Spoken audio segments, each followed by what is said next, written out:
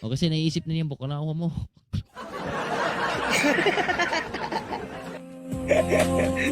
Pati ba naman? Bakunawa talaga. Oo. Alaga naman what day, sir. Nakaka-inlove yung mga ngiti niyo. Na-inlove ka na Parang ang kaagad, sir? sarap lambingin. Okay. Baka may gusto ka pa. mamaya mautot na sa kakatawa. Huwag na. Oo naman. Siyempre, okay. Tanggapin mo lang yung utot niya, sir.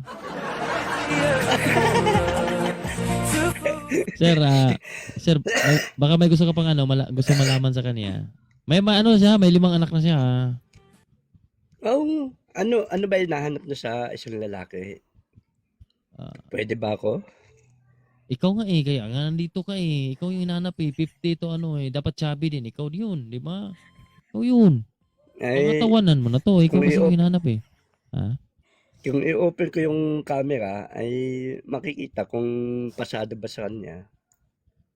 Oo, doon natin malalaman kung aprobado ba. Pero, sige, gusto mo na magpakita sa kanya? Pwede. Sige, magpakita ka na. Wala namang itatanong si Qatar Girls, ha? Ito na po, guys. Is it in, out kaya? Pasado to ba?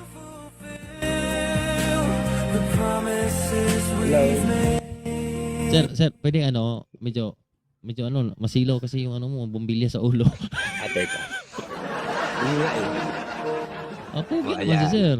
Pogi naman si sir, macho. Anong height mo, sir? Anong height mo? 5'4". 5'4" na po yung bakunawan niya, guys.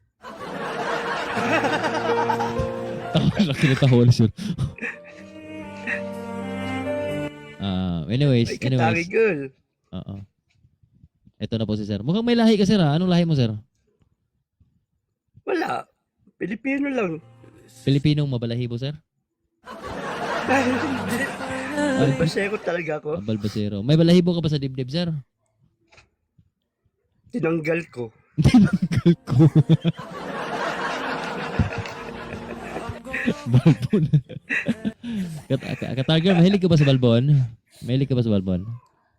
Medyo po. Ay!